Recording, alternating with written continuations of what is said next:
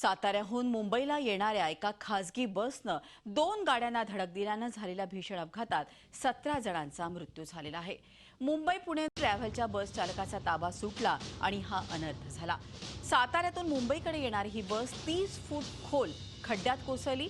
एकूण 45 जण जखमी झाले असून त्यांच्यावरती कामोठेच्या एमजीएम रुग्णालयात उपचार सुरू आहेत। बसनं इनोव्हा आणि मारुती स्विफ्टला मागून इतकी जोरदार धडक दिली की इनोव्हाचा पार चक्काचूर झाला। आपल्याबरोबर ह्या पूर्ण इथले ट्रॅफिकचे हायवे ट्रॅफिकचे इन्चार्ज आहेत। सर, कसा झाला अपघात एकंदरीत आणि काय वाटतं या अपघाताबद्दल? काय कोणाची चुकी असेल? या एकतर सकाळी साखर झोपेमध्ये तो अपघात झालेला आहे। स्विफ्ट गाडी जो आहे तो स्विफ्ट गाडी पंक्चर झाली म्हणून तो मधल्या लेनवर उभा होता। मधल्या लेनवरती मोस्टली ज्या स्पीडमध्ये ज्या गाड्या चालतात त्या फर्स्ट लेनमधून गाड्या चालतात। त्या फर्स्ट लेनमध्ये ती स्विफ्ट गाडी पंक्चर झाल्यामुळे तो उभा होता आणि त्याला मदत करण्यासाठी इनोव्हा गाडी थांबली होती। ती सर्व्हिस रोडवर थांबलेली होती। पाठीमागून लक्झरीवाला आला त्यावेळेस थोडासा रिमझिम पाऊस पण पडलेला होता। त्या पावसामुळे त्याला गाडी कंट्रोल झाली नसेल आणि पुढे थांबलेली गाडी त्याला दिसली नाही, कारण ते ब्लिंकर लाईट वगैरे सगळ्या त्याच्या बंद होत्या त्या स्विफ्ट कारच्या, त्याच्यामुळे त्याला ते दिसले नसणार। त्याने ती पाठीमागून तिला धडक देऊन नंतर त्याचा लॉस कंट्रोल झाला। गाडीवरचं कंट्रोल सुटल्यानंतर तो बाजूला जी सर्व्हिस रोडवर जो इनोव्हा होती मदतीसाठी थांबलेली त्या इनोव्हाला धडक देऊन इनोव्हा सहित तो 20 फूट खाली खड्ड्यामध्ये जाऊन पडल्यानंतर त्याच्यामध्ये आम्ही ऑन द स्पॉट आल्यानंतर आम्ही त्याच्यामधले जखमी बाहेर काढले। जवळजवळ 33 लोक जखमी आहेत आणि 17 लोक मयत झालेले आहेत। त्या 17 लोक मयतमध्ये 10 महिला आहेत, 6 पुरुष आहेत आणि एक 6 महिन्याचं लहान मुलं आहे। तर त्यांना सर्वांना आपण एमजीएम हॉस्पिटल, अष्टविनायक हॉस्पिटल आणि पॅनासिया हॉस्पिटल या ठिकाणी पाठवलेलं आहे। तर घटनास्थळाचा आढावा घेतला आमचे प्रतिनिधी कपिल राऊत यांनी। मुंबई पुणे एक्सप्रेस हायवेवरती अपघातांची शृंखला सुरूच आहे। आपण सध्या तिथेच उभे आहोत शिवकर गावाजवळ आणि तुम्ही बघू शकता किती मोठ्या प्रमाणात हा अपघात झालेला आहे। एक इनोव्हा गाडी, स्विफ्ट गाडी आणि एक लक्झरी गाडी आहे, त्या गाडीची टक्कर झालेली आहे आणि ती 20 फूट खाल अशी दरीमध्ये पडलेली आहे। एकंदरीतच जवळपास 17 जणांचा याच्यामध्ये मृत्यू झालेला आहे, तर जवळपास 45 लोक जखमी आहेत, त्यात 3 जण गंभीर जखमी आहेत, त्यांना नजीकच्या हॉस्पिटलमध्ये हलवण्यात आलेलं आहे। एकंदरीतच ही जी गाडी आहे ही साताऱ्यावरनं मुंबईकडे जात होती आणि त्या दरम्यान हायवेलाच एक स्विफ्ट गाडी उभी होती, तिला पंक्चर झाली होती, तिचं काम सुरू होतं आणि तिला मदतीसाठी एक इनोव्हा गाडी थांबली होती आणि कदाचित त्या ड्रायव्हरचं कंट्रोल हे झालं असेल किंवा एक साखर झोप बोलू शकतो। ह्यामुळे ही जी पाठून येणारी साताराकडे मुंबईकडे येणारी गाडी आहे हिचा कंट्रोल सुटला व ती थेट ह्या दोन्ही गाड्यांना घेऊन ती थेट या दरीत गेलेली आहे। खूप मोठा असा अपघात आहे। तुम्ही बघू शकता या गाडीची अवस्था काय, स्विफ्टची आणि इनोव्हाची तुम्ही अवस्था बघू शकता काय कशा प्रकारे ही झालेली आहे। एकंदरीतच यामुळे मोठा अपघात झाला आहे आणि एक काही वेळ इथे वाहतूक विस्कळीत होती, पण सध्या ह्या पूर्ण वाहतूक नियंत्रण आलेलं आहे। पोलिसांनी नियंत्रण ठेवलेलं आहे, महामार्गाचे पोलीस आहेत हे। एकंदरीतच मोठा अपघात होता आणि आता ह्याची सर्व तपासणी पोलीस वर्ग करत आहे की कशामुळे हा अपघात झाला। संदीप बहातेसह कपिल राव, झी मीडिया, पुणे। या अपघातातल्या 30 जखमींना कामोठे रुग्णालयात, 4 जखमींना गांधी हॉस्पिटलमध्ये तर 3 अष्टविनायक हॉस्पिटल्समध्ये तर 7 जखमींना पॅन्सी हॉस्पिटलमध्ये दाखल करण्यात आलंय। इथल्या परिस्थितीची माहिती घेतली आहे आमच्या प्रतिनिधी स्वाती नाईक यांनी। पुणे मुंबई एक्सप्रेस हायवेवरती आज पहाटे 5:30च्या सुमारास चेडुंग नाका येथे एका लक्झरी बसला अपघात झाला। या अपघातामध्ये 45 जण जखमी झालेले आहेत तर 17 जण मृत झालेले आहेत। याबाबत आपण अधिक जाणून घेऊया। आपल्यासोबत आहेत पनवेलचे प्रांत अधिकारी भरत शितोळे सर, काय सांगाल, किती जणांचा आकडा आपल्याकडे अधिकृत हाती आलेला आहे आतापर्यंत? अधिकृत आतापर्यंत 17 लोकांचा ह्याचा मृत्यू झालेला आहे। 10 पुरुष आहेत, 6 महिला आहेत आणि एक बालक आहे। आणखी त्याच्या व्यतिरिक्त एक पॅनासिया हॉस्पिटलला 7 लोक ॲडमिट आहेत, गांधी हॉस्पिटलला 4 आहेत, अष्टविनायकला 3 आहे, प्राचीन हॉस्पिटल 1 आहे आणि एमजीएमला 30 असे 45 जखमी आहेत। त्याच्यातले समजा 3 गंभीर जखमी आहेत आणि 42ची तब्येत अंडर कंट्रोल आहे। सर, या जे अपघात झाले त्याच्यामध्ये यांना काही मदत वगैरे आता तात्पुरती तत्काळ काही देण्यात आले किंवा जाहीर करणार आहात किंवा काय? बेसिकली आता इथं ताबडतोब मेडिकलची मदत करणं महत्त्वाचं आहे। आम्ही डॉक्टरांशी संपर्क करतो, त्यांना कुठल्याही प्रकारची असुविधा होणार नाही याची काळजी घेतोय। नंतर शासनाच्या सर्वचा वेगळा विषय आहे। सर, या जखमींमध्ये किती जखमी हे गंभीर स्वरूपाचे आहेत? सध्या 3 गंभीर आहेत, 3 गंभीर जखमी आहेत। आपण बघितलं की अजूनही 3 जखमी हे गंभीर जखमी झालेले आहेत, गंभीर अवस्थेत आहेत. त्यांच्यावरती MGM हॉस्पिटलमध्ये अत्यावश्यक व्यवस्थेमध्ये उपचार सुरू असून इतर रुग्णांवरतीही उपचार सुरू आहेत. स्वाती नाईक, झी मीडिया, पनवेल. आणि या संदर्भात घटनास्थळावर आहेत आमचे प्रतिनिधी कपिल राऊत आपल्याबरोबर. कपिल, समजू शकतो प्रचंड मोठा हा अपघात आहे, अतिशय भयंकर असा हा अपघात झालेला आहे. आता अपघाताची कारणं विविध ज्या तऱ्हेनं पुढे येत आहेत, खरोखरच धक्कादायक कोण सगळं वाटतंय. काय अधिक माहिती आणि आतापर्यंत कोण कोण येऊन गेलं तिथे? मृदुला, खरंच आता आपण घटनास्थळी आपण ती बघू शकते का, जी बस आहे लक्झरी बस ती काढण्यासाठी इथे 2 क्रेन मागवलेल्या आहेत. त्याचं ऑपरेशन सुरू होतं, ते ऑपरेशन सुरू आहे ती बस काढण्याचं, आणि त्यामुळे इथे थोडाफार वाहतूक कोंडी होऊ शकते असं एक वातावरण झालेलं आहे. तू बघू शकते अजूनही जी लक्झरी बस आहे ती दरीमध्येच आहे. तिचा काढण्याचा प्रयत्न इथले पोलीस वर्ग कर्मचारी करत आहेत. एकंदरीतच जर ह्या पूर्ण अपघाताकडे आपण पाहिलं तर अपघाताची कारणं वेगळी आहेत. इथे प्रत्येक ठिकाणी बोर्ड लावलेलं असतं का तुम्ही कुठच्याही लेनवर थांबू नका, किंवा मग गाडीचा जो वेग आहे याच्यावर कंट्रोल ठेवा. पण इथे तसं काही होताना दिसत नाहीये. मुंबई एक्सप्रेस हायवे म्हटलं का मग गाडी सुसाट काढायची, मग ते 100, 120, 140च्या पुढे घेऊन जायचं, आणि मग अचानक कुठची गाडी जर समोर थांबली असेल. आत्ता हा जो अपघात झालेला आहे याचं मूळ कारण तेच होतं. एक स्विफ्ट गाडी पंक्चर होऊन पहिल्या लेनमध्ये उभी होती, तिचं पंक्चर काढण्याचं काम चालू होतं, आणि तिथेच मग इनोवानी पुढे पार्किंग केली, आणि त्या इनोवा जो गाडीवाला तिच्या मदतीला गेला. आणि पाठवून येणारी जी लक्झरी बस आहे, सर्वात महत्त्वाचं म्हणजे लक्झरी बस ही 3ऱ्या लेननी येत असते. पहिल्या लेननी येण्याचा तिचा अधिकार नाही किंवा नियम नाही आहे, आणि तरीही ती पहिल्या लेननी येत असताना जी तिचा कंट्रोल सुटला, किंवा आपण बोलू शकतो का साखर झोप, कारण 4:30-5च्या दरम्यान हा अपघात झालेला आहे.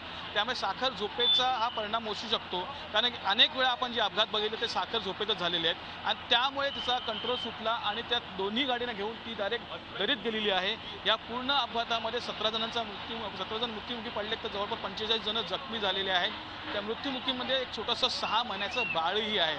एकंदरीतच लेनवर न थांबणं हा मोठा गुन्हा आहे असंच आपण म्हटलं पाहिजे, कारण लेनवर थांबल्यानंतर जो एक्सप्रेसचा स्पीड आहे त्या स्पीडचा जर कंट्रोल करत असेल तर कंट्रोल होत नाही आहे. जेव्हा हा अपघात झाला त्या अपघातला बघण्यासाठी अनेक लोक तिथून ये जा करणारे लोक गाडी थांबवत होती, आणि त्याच्यातून अनेक अपघात उद्भवलं असते, पण ते होता वाचलेले. एक अपघात झाला, छोटा अपघात झालेला आहे का तो बघण्याच्या नादामध्ये इथे बघत होता आणि गाडी स्लो केली, आणि पाठवून येणाऱ्या एका गाडीने त्याला पुश केलंय. ह्या एकंदरीतच ह्या सर्व गोष्टीमुळे लेनवरती थांबणं, ह्याच्यावरती अवेअरनेस न थांबणं, याच्यावरती अवेअरनेस झालं पाहिजे. त्याचबरोबर वेगावरती कंट्रोल करणं हे एक महत्त्वाचा भाग आहे.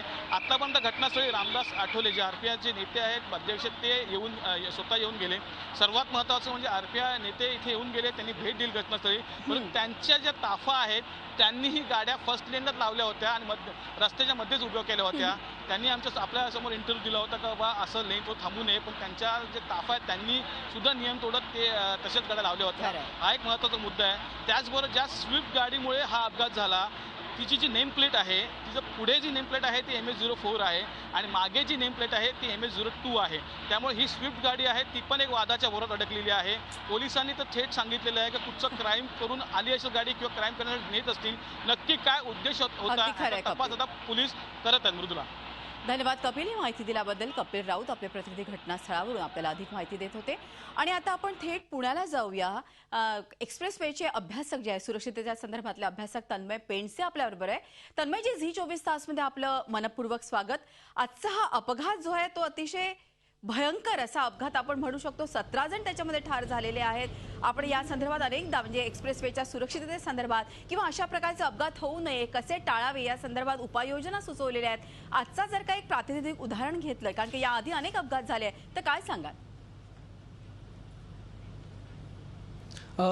गेली 4 वर्ष आम्ही एक्सप्रेसवेवरती काम करतोय.